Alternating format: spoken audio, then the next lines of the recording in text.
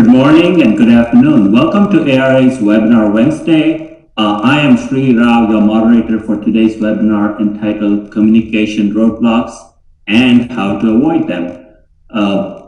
Please, next slide, please. First, a couple of housekeeping items. If you have an issue with the sound and are using your computer speakers, please dial in using a phone. If you have any other issue, please use the chat button to send a message to the host. Next slide, please. As with all of our webinars, we really encourage and enjoy getting your questions. So we encourage you to ask questions, and those will be addressed at the end of today's webinar. If you have any questions, please click on the Q&A button to send your question, and we will address this Q&A session directly after the presentation. WebEx is a little different from some of the other platforms that you may be used to, so please don't use the chat box for questions. Please just use the Q&A button for the questions, and they will go to the right people in order to be addressed. Next slide, please. To view the presentation in full screen mode, at the top of your webinar settings, click on the down arrow and then highlight View, and then choose Fit to Viewer. And that should allow you to see the webinar in full screen mode. Next slide, please. Just a reminder that to receive a 1-hour PDX certificate, you must attend the full 1-hour webinar. And I'll provide more information on that at the end of the presentation. I would like to introduce our speaker, and Kevin Elliott is a good friend and colleague, and I'm really excited to have him present in today's webinar Wednesday. Kevin is a senior marketing and communications strategist with Applied Research Associates. He specializes in strategic communication planning for transportation agencies, managing creative design projects, and public speaking training. Kevin is the marketing manager for the National Center for Rural Road Safety and marketing lead for many Federal Highway Administration Office of Safety teams. His state DOT clients include Ohio, Florida, and South Dakota, as well as local technical assistance programs, LTAPs, in more than 6 states. He lives in Panama City, Florida with his wife, daughter, and 15 chickens, which means a lot of eggs. And now I would like to turn the program over to my colleague and friend, Kevin Elliott. Kevin. Thank you, Sri. And now more than ever, it's good to have chickens in your backyard. Have you seen the prices of eggs lately? I've been keeping chickens about 20 years, but now it's finally paying off. It's actually cheaper to raise them in the backyard than it is to buy them in the grocery store. So thank you, Sri. Thank you, everybody, for being on today. I'm really excited for this session, and I appreciate you taking the time, because I know there's a lot of webinar options out there and lots of training, and we all have work in our jobs to do. So you taking the time matters to us, and we really appreciate it. So I want to make it really worth your while to spend the next, say, hour with us. Why are you here? Well, from the headline, the title of this, you understand that we're going to deal with some common communication roadblocks, but specifically what you will learn is I'm going to teach you a model of communication called the communication cycle. And I think it will help to visualize and give some context to some of the things I'm going to teach, to know how the basics of how communication works between human beings really will help. So start with the communication cycle. Then I'm going to identify some common roadblocks in that cycle where we get hung up a lot, things we do largely inadvertently. We just don't notice they are happening. But once you see them, you can't unsee them. And it will let you identify these things and hopefully weed them out of your communication to make you much more effective right away and to get more response to your communication, to be more clear. So I chose the most common ones, the ones that I see all the time, the ones I still work on, because this is a constant improvement sort of thing. And then I'm going to give you strategies, specific ways, not just verbal communication. I teach public speaking, of course, and persuasion and public relations, writing, and those kinds of things. But I'm going to give you some examples in verbal communication, interpersonal communication between whether it's you and a group or you and just one other human being, and also some examples from written language, that all the way down to our emails, where our emails can become more effective, much more impactful, get responses. So I want to give you a little dabbling in the verbal and the written communication side of things during the session. So that's what you're going to walk away with. Let's start with the basics. The communication cycle. Now, there are lots of models out there. This is my favorite. It's the simplest. It's the one that makes the most intuitive sense to us. You may have seen this before in school. But breaking this down to just two human beings talking to each other, trying to communicate. There are multiple things. It's very complex, human communication is, but this boils it down into several sort of chunks. Right now, I am the sender in this diagram. I'm speaking to you. And the fancy word for what I'm doing right now is called encoding. I'm putting thoughts that are in my head. I'm trying to put them into your head. That's the entire job of communication. Thoughts in my mind go into your mind. And the way I do that is, first I have to package up that language for you. Those thoughts, I have to put them in some kind of code. We call it language in this instance, but also to the visual you're looking at. That's also a way of encoding my message. Then I send it through a channel, WebEx in this situation. I'm talking into a microphone. Whatever the medium is, that could be a song, could be a video. There's lots and lots of channels.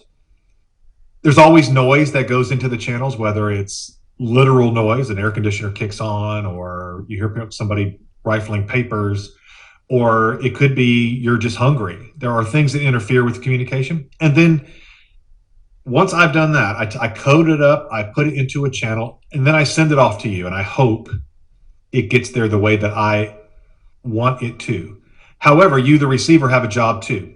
Your job is to decode, is to unpack what I've sent you. And that's where things can get tricky. This is where we literally call this the language barrier.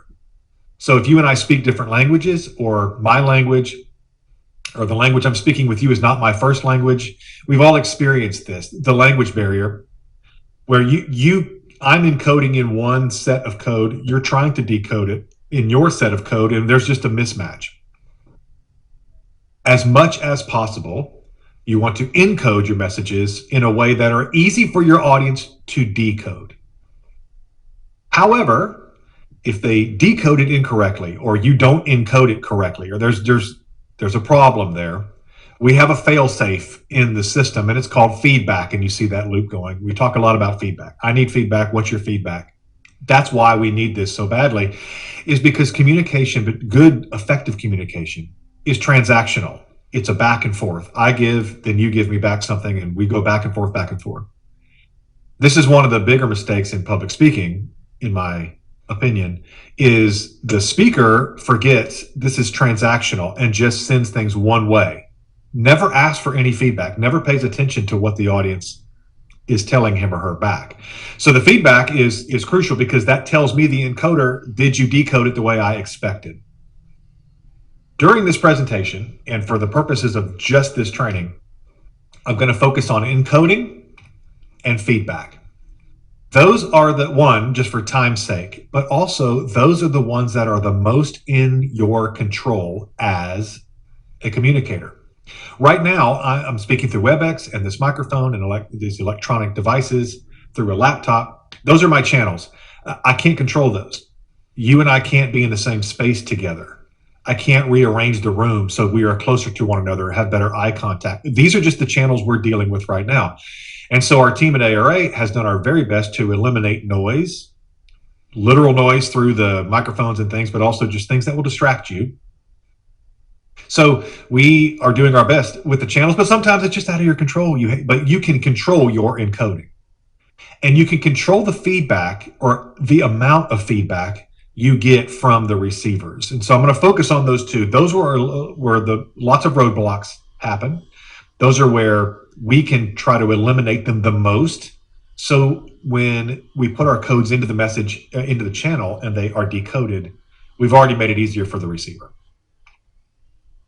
So let's talk about encoding. I've already mentioned that encoding is like a gift. Think of it as a gift. You are gift wrapping your message for these people, and you want it to be a welcome gift. You want it to be an attractive gift. You want it to be something they want to unpack, and when they unpack it, they understand everything about it. They understand the sentiment. They know why you gave them this gift. They understand what you want them to feel when they get this gift. So when you think of it like that, there are some ways that we, again, sometimes we don't even notice we're doing this, but there are some ways we damage the package, ways we make it less attractive to our receivers. And here are some tips for, and those put up those roadblocks that we are wanting to eliminate. One is belittling.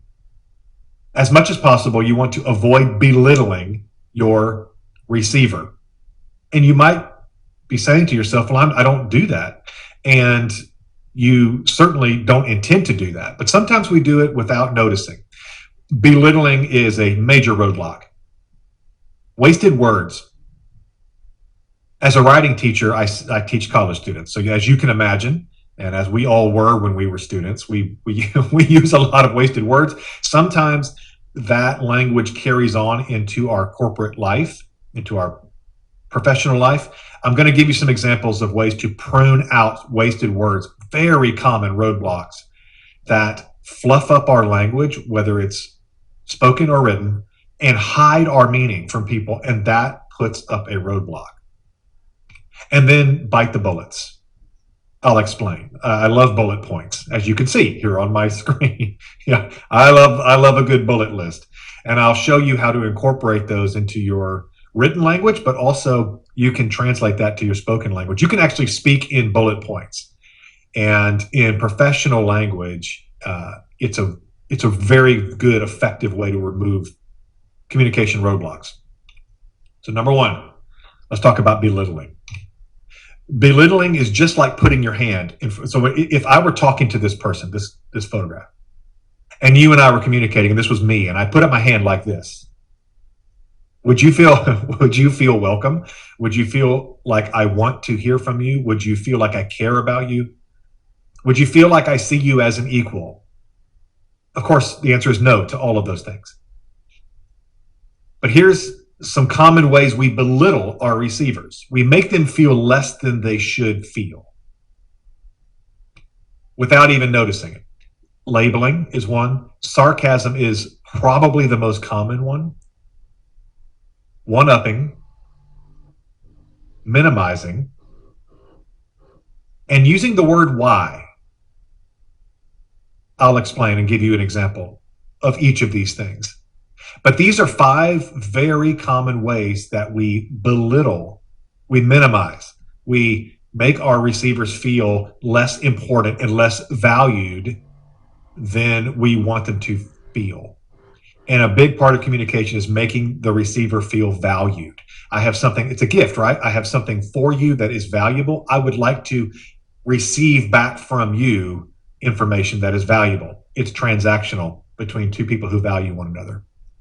So here, give some examples. Labeling. Typical Floridian. I'm a Floridian. Born and bred. So if you've ever seen like the on social media, you've seen the Florida man memes. You're laughing and nodding your head right now.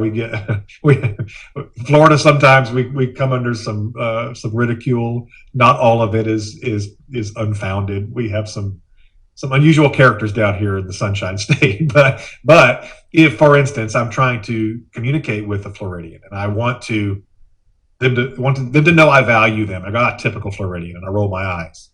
Can you feel instantly how I've been labeled? Like, wait a minute, I'm not like that. I'm not. It labels me and it belittles me and it doesn't feel good. And it instantly puts up a roadblock. Sometimes we do these and think we're being funny.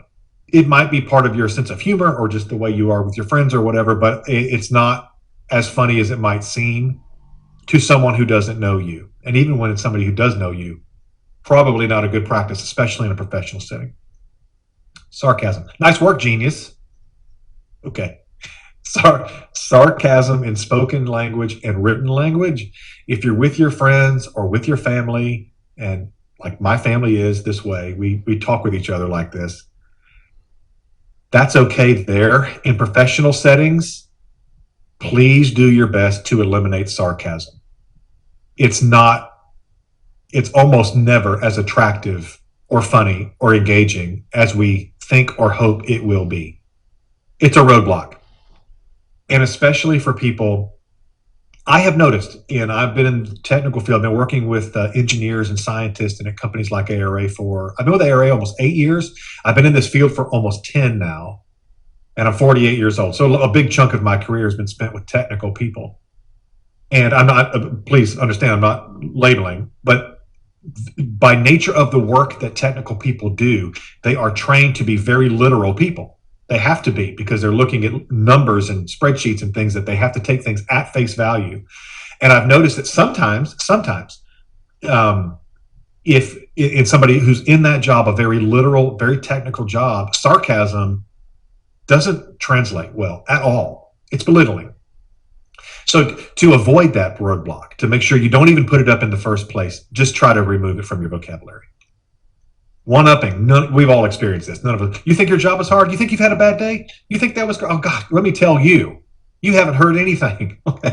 It shuts people down. It puts a hand in front of their face and goes, what you said, everything you just said is not valuable. I have so much more important things to say than you have. It completely puts a roadblock between you and that person. Very unhealthy. And this is one sometimes we do with good intentions. We're just trying to engage. You go, oh yeah, I had that happen to me too. We see this a lot on social media. Somebody will share something on social media and then you'll see all these comments. Oh, that happened to me too. Or this happened to, well, they're not sharing it because they want to hear your story. They're sharing to share their story. And one-upping with your story it makes you feel better, but it shuts down the transaction. It puts up a roadblock. Minimizing. Listen, it's not that big a deal. Come on, move on. This project's not as hard as you're making it out to be. That client's not as thorny as you're saying. Okay, get it. I get it. But move on. There's a great phrase that I heard years and years ago that I think captures this. And we do this a lot with teenagers or young people when they've had their first crush, when they fall in love for the first time. And it's very easy to minimize that because we as adults are more jaded and we've been through more relationships. And it's just not that first love is so powerful to them. And I heard somebody one time say, well, the thing about puppy love is it's real to the puppies. It's real to them. And minimizing it is hurtful. And it puts up a terrible roadblock. It minimizes them. So as much as possible, try to pull that tone out of our language where we're minimizing the experience of someone else. It's not healthy. And their experience is real to them. Their feelings are real to them. Even if you don't feel them, even if you don't identify with them, even if they make no sense to you at all, it doesn't help to tell them to not feel what they're feeling or think what they're thinking. They feel and they think what they think. Now, the word why. Why is an inherently accusatory word. Why did you do that? Why weren't you at the meeting yesterday? Now, I might ask that in a completely benign fashion. I just want to know, are you okay? You were supposed to be in the meeting. I just want to make sure everything. But if you just say, why weren't you in? Why? Immediately puts us on a defensive setting as the receiver. It's accusatory. A lot of this goes back to our schooling, and we were trained from very early ages that for every question, there is only one right answer. And if you don't have the right answer, you are failing. And we carry this anxiety over the word why well into just our entire life, I think. So if you want to know why, there's nothing wrong with asking people questions. Reframe it and say, I noticed you weren't in the meeting yesterday. Is everything okay? Did something come up? Now, doesn't that sound better? Doesn't it feel better? You're getting the same answer. You're asking for the same information, but you're not. The word why assumes it feels like you're accusing me of doing something wrong or being incorrect when I may not want to ask that at all. Assume the person had a good reason and simply ask for that reason. So try through these techniques to avoid belittling. Belittling people is like busting up their package. That package you're encoding for them, you're breaking it all, you're stomping on it, and you're trying to hand it to them and say, here you go, here's a gift I have for you. And of course, they don't receive it the way we want. And sometimes we're surprised when they decode or they set up a roadblock and they don't give us the feedback we want. It might be our fault. We're belittling them. So avoid that as much as possible. Next, words, waste words, whether we're in spoken word or in written word. The English language, for lots of reasons, is full of waste words, more all the time. And the common critique of our language getting sort of messier and sloppier is social media. I disagree, actually. I don't think that's altogether true. It probably contributes. I think a lot of our fluffier, wasted words come from corporate life. I think it comes from business. I think it comes from electronic communication for the most part. Because if I'm sitting in front of you, if you could see me right now, and I ask you a very direct question, but you see my face and you hear my voice and you see my body language, you may know that I'm just asking in a very benign, curious way. But if I write down a very short, abrupt, direct question, when you read it in your email or your text or whatever the message platform is, it's easy to think, oh, gee whiz, they're being terse with me. They might be upset with me. It does, and so I think over time, we've fluffed up our language in corporate life because you lose so much of human communication when you cut off the visual.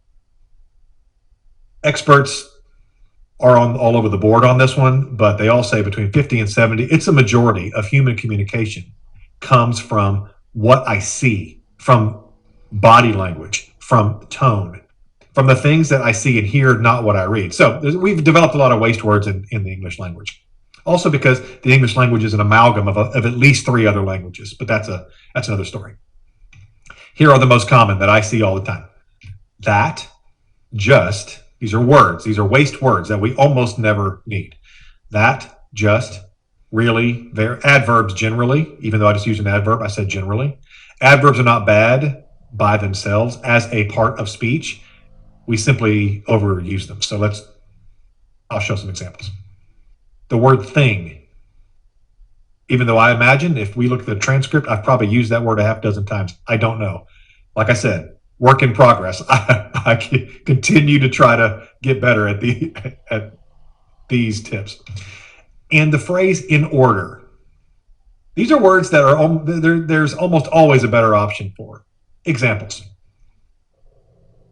Did you know that I was here? I'm just checking in. How many emails have you received that say, I'm just checking in? How many of them have you sent? Some version of that. I'm really actually literally hungry. You'll notice if you have a 22-year-old daughter like I have, you'll know that the word literally is one they use all the time, almost always incorrectly, but there it is. The word thing, I have 5 things to discuss. I'm writing in order to inform you. This is very common language in our life. The style of this, I want to go through and prune out some of these waste words and show you how language gets stronger right away if you eliminate even single words. So, did you know I was here? Doesn't that already feel stronger? I'm checking in. I'm really hungry. Just get 1 adverb. We don't need 4. We have 5 tasks to discuss. Doesn't that set a different tone for what the meeting you're about to have? We're not just going to talk about things. We're talking about tasks or elements or issues, problems, solutions, whatever it is. The word thing, we use it all the time, but it's a weak word. It's a lazy word. It's a nebulous word. and it weakens your language. So the term in order is almost never needed. You could pretty much take that out of your language. I can't think of a spot where those two words used in this context are helpful or necessary. I'm writing to inform you. When you hear these words, just eliminating those waste words tightens up the language, it sharpens up the language, it makes it more impactful right away. So removing waste words sharpens, clarifies your intent. That's the entire point of professional business language. Removing roadblocks, clarifying what it is I'm asking of you or what I want to tell you. Remember, you're making a beautiful package, and when they receive it, you want to make sure they receive it exactly the way you intended for them to.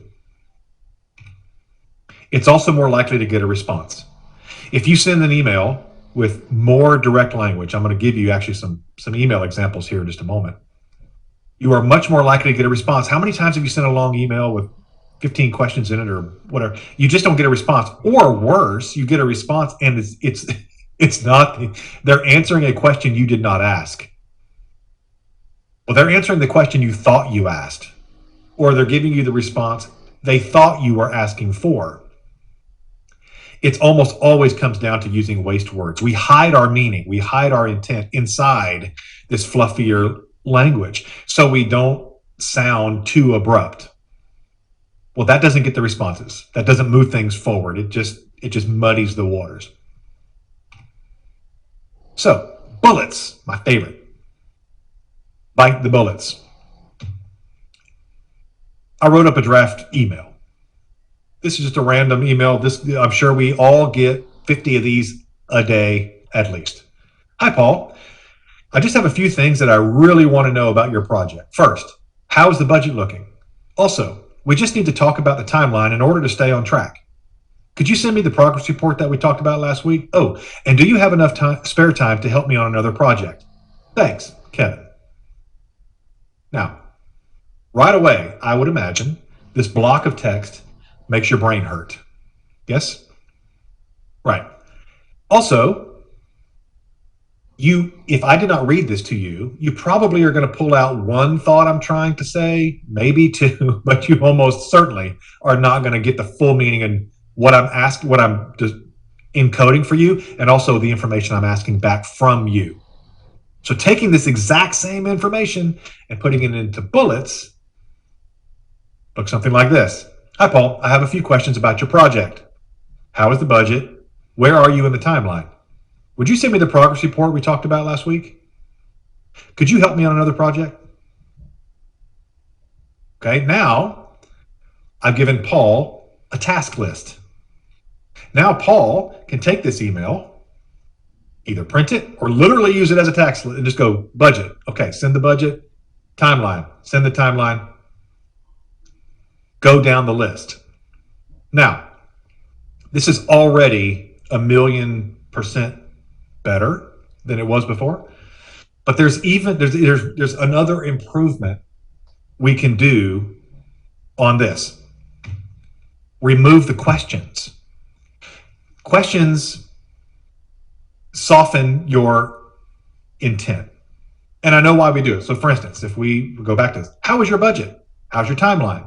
Where are we? We don't want to sound like we're accusing Paul. We don't want to put him on the defensive, and that is a good impulse. However, if you need the information from Paul,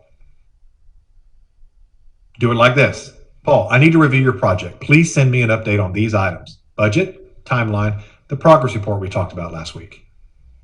And a related question, can you help me on another project? Thanks, Kevin. Now, this is very clear. It tells Paul exactly what you need. It tells him why you need it. And it gives him that same checklist of items that he can just turn around and send to you. So when he hits reply, he can just look at the list. Did I have budget, timeline? Okay, there we go. And back to me. We've gotten used to not using this kind of very direct language for all the reasons I mentioned, but I'm sort of on a mission to help us get more clear in this stuff and assume that the person is not mad at me. We're just trying to move things forward. So that's a good way to take a big, bulky, fluffy email and break it down. You're also eliminating lots and lots of waste words. So bullet tips. If you can use them, do it. If the format allows, use bullets. They're also great visually. They're great if you need multiple answers or multiple pieces of information in the same, say, email or the same request. Because then the receiver, remember your packaging, the receiver can look at that package and go, they need these things. Use it as a checklist. And be brutal with yourself on word count. You just have to. Cut out the waste words, be very direct, and you'll get much better response.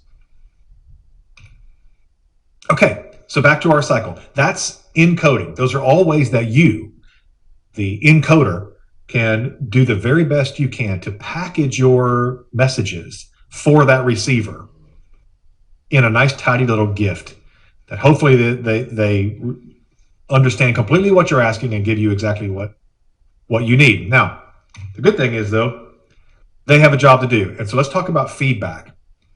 Sometimes if you do a great job of your encoding and it goes through the right channel and they decode it the way you want, they give you feedback. The feedback is, oh, this is great. I understand completely. And they tell you back what you hoped they would understand. And you're done. Now the transaction is complete. However, if that doesn't work, you don't get they didn't decode it properly, then feedback becomes very, very important.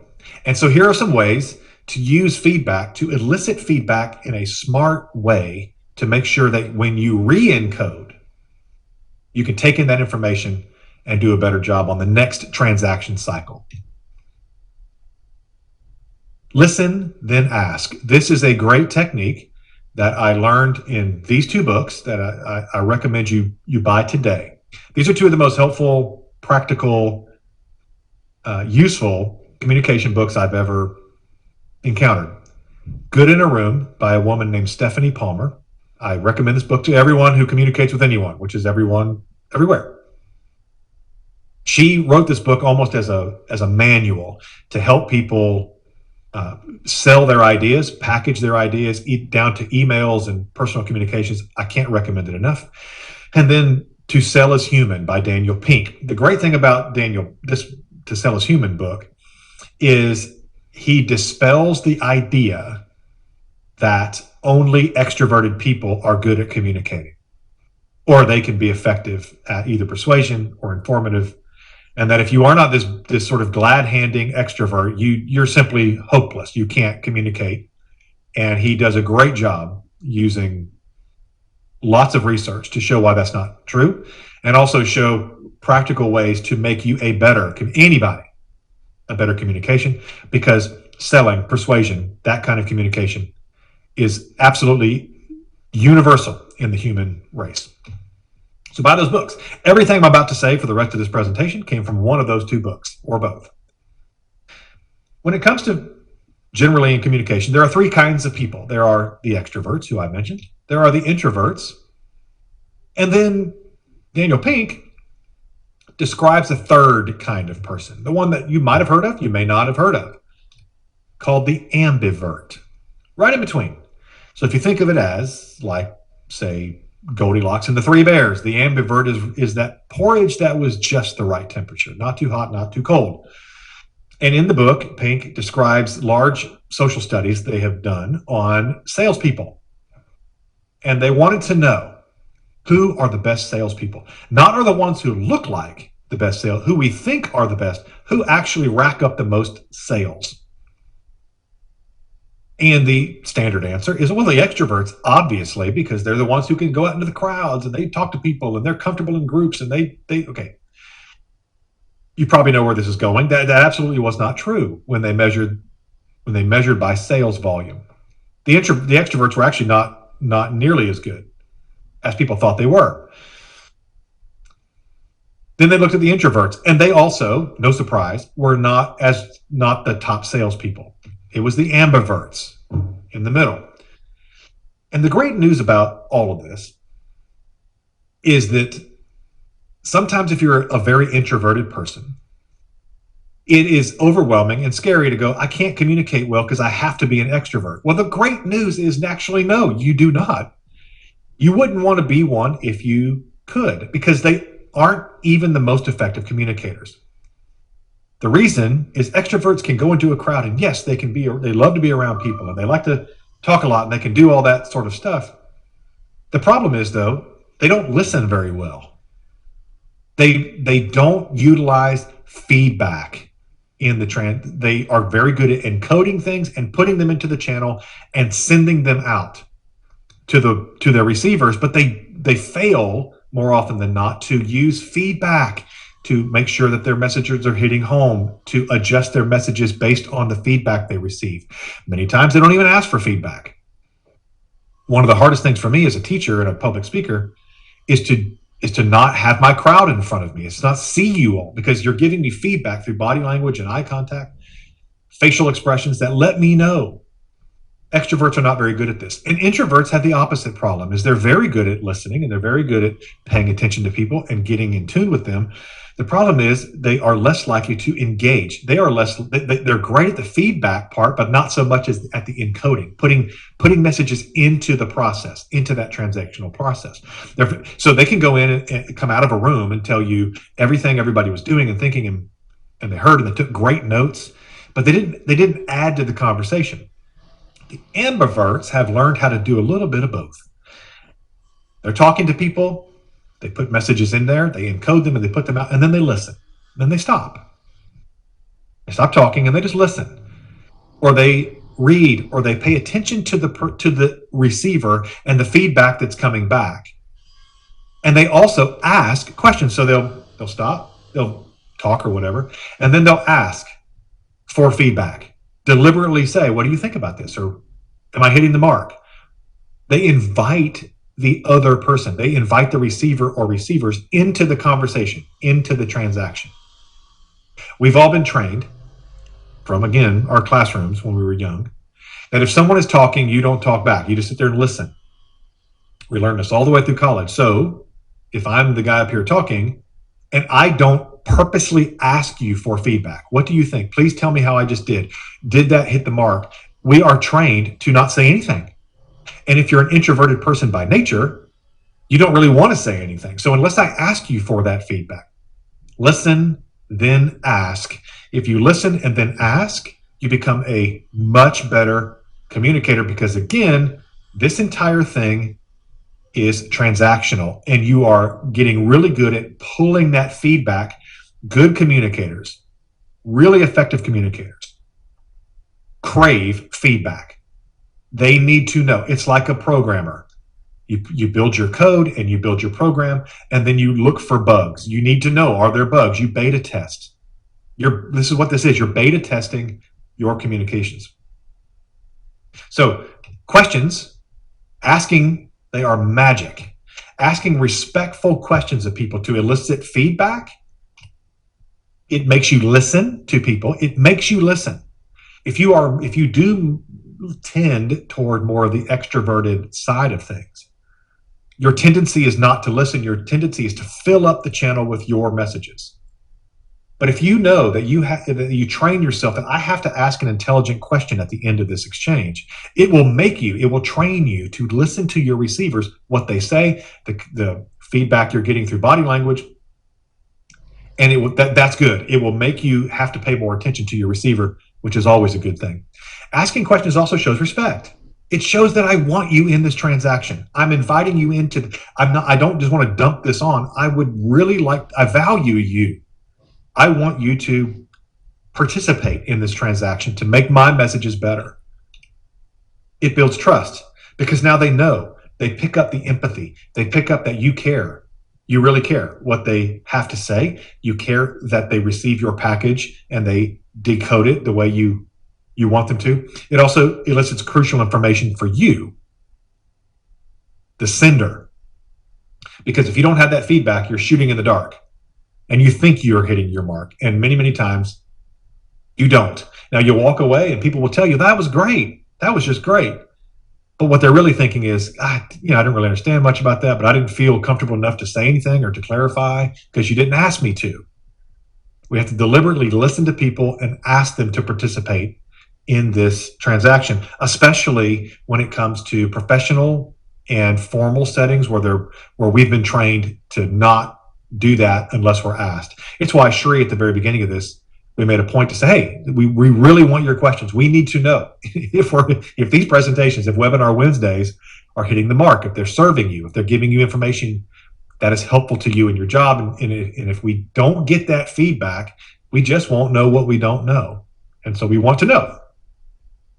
Let me give you a cool little technique, some neat little magic techniques, magic words, to help elicit feedback in your communications. But the other thing this is going to do is it will help to connect better, to bond better with the people you are communicating with. It also helps to temper just a little bit of that direct language I just taught you how to use. If you feel like it's a little blunt, little put offish, here are some techniques to soften that a little bit, at the same time pull in some feedback.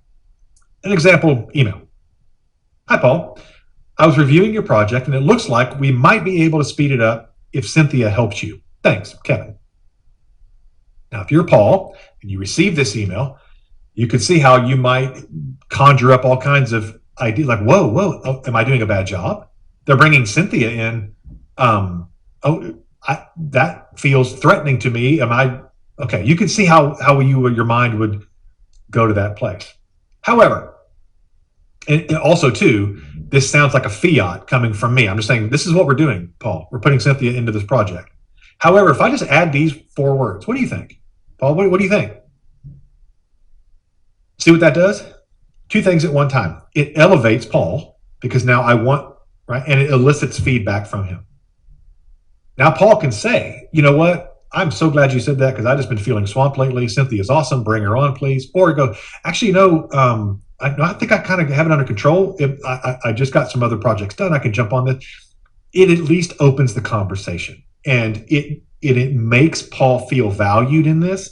This is not coming down and dictating to him. This is an idea, and we're eliciting, we're bringing him in, we're transacting, and we value what he has to think. Another example. Hey, Paul, I'd like to open a food truck selling liver and onions. Thoughts?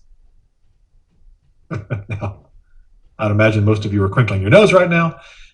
Even if you like liver and onions, do you really want to bite out of a food truck? But I'm asking again. I'm eliciting. It's a way to train yourself to ask for feedback, and then when they send it, now you keep the transaction going. Here's another little tip. Say you're at a meeting, business development meeting, or what cocktail party, a wedding, doesn't matter, whatever it is. And you meet someone. Say, I meet a guy named Paul, and I'd like to continue a relationship with Paul for whatever reason, whether it's business or whatever. I would like to continue a conversation, and I would like to meet Paul in person to keep our conversation going forward. Now, what I don't want to do, and you probably get messages like this on LinkedIn and other places all the time, is someone, the first time they ever talk to you or first time they ever message you, they ask for a meeting or a phone call. Hey, can we talk this week? Like, no, I don't even know you. What are you doing? I feel pushed already. However, try this. Hi, Paul. It was great meeting you at the luncheon yesterday. I'd like to have coffee soon to discuss some ideas. What do you think? Not, when is good for you? Don't assume Paul wants to meet with you. Don't even assume he likes you. If I ask, so what's good for you next week, Paul? You assume a whole lot about Paul that he did not tell you. One, that he wants to continue talking to you. But if you say, hey, what do you think about this idea I have? Paul's going to come back with there's a few options. He's going to come back, oh, great. Yeah, I'm free next week, or I'm free the week after. I'm out of town or whatever, but I'd love to send me a calendar invite. Okay, great. Or he may go, you know what? I'm swamped. I really have a lot going on. I have some trips coming up, which is a very polite way to sort of brush someone off. Okay, fine. Take the hint. But at least you're not assuming and controlling and domineering this conversation. But so what do you think is a fantastic feedback device? Let me give you one of my favorites, though. Put a little PS on the end of this email, because this email is following a personal meeting you already had with Paul, right? If you're doing your job and you're asking questions and you're paying attention to people, You're going to have learned some things about Paul. If you're going to be a good ambivert, you listen to him, you ask questions, and you might have learned that Paul was going on a fishing vacation the next week. If you put a little PS at the end of this, I got this technique from Good in a Room, that book. Say, hey, listen, I hope you have a blast on your fishing vacation. I will just about guarantee 100% of the time you will get a response to this email, and it's going to be positive. Because you see what you did? You showed Paul you are listening to him, you are paying attention to him, you're elevating him, you're listening to him about things that are important to him, not just this meeting that's important to you. That's crucial. He will respond to this and go, hey, yeah, great. Thanks for, I've never been to Puerto Rico. I can't wait to go. And you see what you did there? You just started a relationship, a real human relationship that might lead to business outcomes. Hopefully it will. But if it doesn't, so what? You're still being a good human being, and you know a guy named Paul, and you never know when that connection is going to come back into your life and be valuable for both of you. So this is how you use that communication cycle. It's how you remove these roadblocks. It's how you activate that transaction to put your messages in and pull them back out, and continually making yourself better at it. So in summary, communication roadblocks are destroyed by empathy, respect, curiosity, thoughtfulness, and clarity. Just like your mother or your grandmother told you. These are foundational human attributes. These are foundational human techniques that work every time they're tried. And unfortunately, we just sometimes lose sight of that we're all just human beings out here trying to do the best we can. And by using these techniques, one, it's going to make you feel better. It's going to make you a better human being. And it's also going to end up making you a better communicator. If you'd like to learn more about this, I got lots of these ideas also from something called the Gordon model. So you can just go to Gordon model of communication. Lots of work roadblocks and communication roadblocks, many more than I had on the list right here. I just pulled out the most common. But if you want to follow up, this is a good website to go. So I'll end with, what do you think? What do you think about that? P.S. I appreciate you attending today. And with that, I'm going to turn it over to Cherie to finish up the last few slides and go into a Q&A. Thank you, Kevin. That was really informative and very useful for me to sit through and listen to all of this information. Definitely will help me going forward in the future. You may, for all the participants, you may now begin submitting your Q&A questions in the Q&A pod, and Kevin will answer as many questions as possible. Next slide, please. I want to talk a little bit about upcoming webinars. Several of you already know our website, but if those of you who are new to ARA's Webinar Wednesday, you can register and get regular emails about upcoming webinars at www.ara.com/webinars. A couple of our upcoming webinars on April 26th, we have a webinar titled Evaluating the Renewed Nuclear Explosive Threat, and that's by Ken Hurl. And then following that in May, on May 24th, Jerry DiMaggio, who is typically the host of these Webinar Wednesdays, is going to talk about earth-retaining structures. And that's going to be very informative as well. Next slide, please. As I mentioned before, we have many more exciting topics and ARA presenters in the works, so please watch your email for updates or visit the Webinar Wednesday webpage. And we'll now get to the Q&A portion of the webinar. Kevin, you had a lot of interesting thoughts in your presentation, and we have a few questions come our way, and I'm going to ask you to respond to those. You mentioned caring in your presentation, and one of our questions had to do with that. And so I'm going to paraphrase the questions. Arash says, sometimes using fewer words is not the most polite way to communicate with others. It conveys the message that I have no time for you, or that there's nothing between us except these tasks. And I know in your future materials, you actually talked about the PS part, but do you want to address that a little bit? Yes, this takes some getting used to. when you start to prune these wasted words out of your vocabulary and make your communications more direct, it takes some getting used to. Here's what I recommend. A couple things. And some of these are not, by the way, not shared by everybody, but in professional settings, this is where I land on this stuff. First of all, anytime you can follow up, so say you're starting a new relationship, a business relationship with a new colleague or something like that. Sending those emails, those direct emails is good. However, if you can find an excuse to do a phone call with this person, to introduce yourself, to establish that relationship, whether it's a Teams call or something more human, then they hear the tone in your voice. Then they know you're not like that. This is the way you write emails. That really helps. A human touch point will help. And then the one that's more controversial is emojis and exclamation points and things like that. Some people hate them. They think they have no place when it comes to, say, business emails or things like that. We should all I disagree a little bit. I'm not saying we need to write our emails as if we're, a 15-year-old kid writing a text I'm not saying that, but I'm saying every once in a while, a happy face goes a long way, especially if you're asking something very directly of people. The story I always use is our accounting staff here at ARA. They are just amazing people. And accounting and bookkeeping is not one of my strong suits as a project manager. I'll just confess. So I'm constantly, they're helping me out, do better. And sometimes I know they have to be getting frustrated, but they'll just drop a little happy face into one. And I go, okay, they're not mad at me. They just need this information quickly. Those are a couple techniques that I've done. If you can have any human interaction with them at all, and then they understand your emails in context, and also too, especially as your communications, as you talk with them more, it's okay to drop in those less formal items, and then also the PS and the what do you think, help soften that a little bit. That's perfect, Kevin. And I think there was another question that's kind of somewhat related to what you just covered, which is, won't I sound rude if I make my emails abrupt? But I think you already covered that in your talk.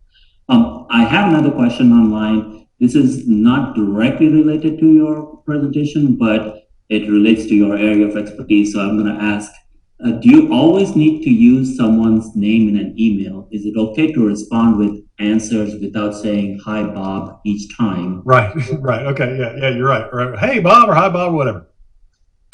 Here's my practice. Okay. And again, everybody has their thing on this. I think like a marketer. I am a marketer. Okay. So this is how I think. I think there is something called a sales funnel in my world, in my language. It's called a decision sequencing model. Anyway, what it really boils down to is that we communicate on roughly 4 levels: awareness, interest, desire, and action. So if you think of it like, and at every level, we become more familiar with each other. And at every level, we trust each other more, and we can give each other more information. So for instance, to your question, at the very beginning, at the awareness level, I will say, hello, Bob, or hi, Bob, or whatever, just to let that person know, I know your name, right? I know you as a human being. And then if we have a longer conversation, I'll open it up like that. Then as we talk back and forth and we get to know each other, we move down the funnel, right? He knows me and we get to trust each other a little bit. Then I can just send an email with a question or a comment or whatever it is, without the formal greeting at that point. Because at that point, the formal greeting almost works against you because it makes it feel more formal than it is now. We know each other a little bit. We've opened a conversation. So yes, I use that more formal salutation at the beginning of a relationship or a conversation. And then as you get into it and you get to know each other a little bit, no. I think you can eliminate that and go straight to the message you're trying to send. That's perfect, Kevin. There's a question out from Carmen who asked if these techniques apply in virtual meetings as well as in person, because we're doing a lot of virtual meetings now. Yes, we are. And I tell you, there are good things and there are bad things. The virtual meetings, of course, provide access to everybody, but they can be tough and they can have their own challenges. The thing with the short answer, yes, all of these techniques work for all of human communication across channels. Doesn't matter. They just work. It's why I chose these, and these roadblocks are common on every kind of channel we use. If you recall, the one thing I would say with virtual meetings that I would work on, and I have to work on, is noise. I didn't talk about noise much in this, but you remember the model and noise going into the channel. So for instance, before we got onto this webinar, Shree and I and Heidi and some other ARA staff, I went and changed my microphone this morning because the microphone I was using, I've changed offices recently and my office was very echoey. It didn't sound right. So I went and got a microphone that I hope sounds better to you all so I could eliminate noise in this virtual meeting. I could eliminate distractions. And I have noticed that in virtual meetings, there are just so many more distractions, of course, than we used to have, or that we do have, say, in a peer exchange where we're sitting in the room together, or we're in a one-on-one meeting. Here's another question, Kevin. And maybe this is not applicable to everyone, but occasionally you come across with someone who are not good at encoding these messages or receiving the communication that you send for various reasons. So what do you do in those situations? Right. Some folks just struggle, especially when it comes to words. Not everybody's terribly articulate, especially if you have a language barrier. This is where the listen, then ask cycle becomes really important. And you have to get good at continuing to clarify, continuing to ask, make sure I heard you. We've probably all heard of active listening, where you parrot back what they say. Here's what I think you just said to me. Is this what you said to me? And they'll go, yes, that's exactly what I meant for you to, or no, you misunderstood. It just becomes much more important to get good at soliciting feedback, consistent feedback. Do not assume you understood that person. They, in their mind, they think they are encoding it the way, and we've all heard this before, whether English is your first language or whatever language we're speaking in is your first or not. Sometimes it's hard to articulate. So I have it in my mind. I just can't think of the word I want to use. Usually it helps if you can offer them a word. What about this? What about that? And they'll go, yeah, that's it. Or no. You'll get there eventually. That's where the transactional piece is super duper important. And the more you get used to asking for feedback and welcoming feedback, because sometimes we don't want feedback, right? We're afraid of what they might say. But if you just learn that I need this feedback to be a good communicator, it will help them be a better encoder. Thank you, Kevin. That's all the time we have for today's questions. Thank you, everyone, for your questions. We have just a few more minutes, and if we did not get to your question, Kevin has agreed to answer questions for the next 24 hours via email. We just ask that you please make sure your questions are not consulting questions. Next slide, please. I mentioned at the beginning of the webinar, I talked about the PD8 certificates. On behalf of, we just asked, you'll receive your PD8 hour certificate for joining the full hour of the webinar, and you'll also get a certificate for this presentation. A copy of today's presentation will also be included. Please allow at least 3 weeks to receive your certificate. If you join on February 22nd, those certificates will be going out by next week. We are a little behind in sending out those certificates. On behalf of ARA, again, thank you for joining us today on today's webinar. Today's presentation is being recorded and a link will be made available on ARA Webinar Wednesday website early next week. Next slide, please. ARA is always looking for great people to join our team. If you're interested in employment opportunities with ARA's transportation and infrastructure offices, please send a brief resume and contact information to www.joinara@ara.com. That's Webinar Wednesday, joinara@ara.com. Thank you again for joining today. Thank you, Kevin, for an amazing presentation, and we hope you will join us in a couple of weeks on April 26th for our next Webinar Wednesday, Evaluating the Renewed Nuclear Explosive Threat by Ken Hurl. Thank you for joining and have a great afternoon. Thank you.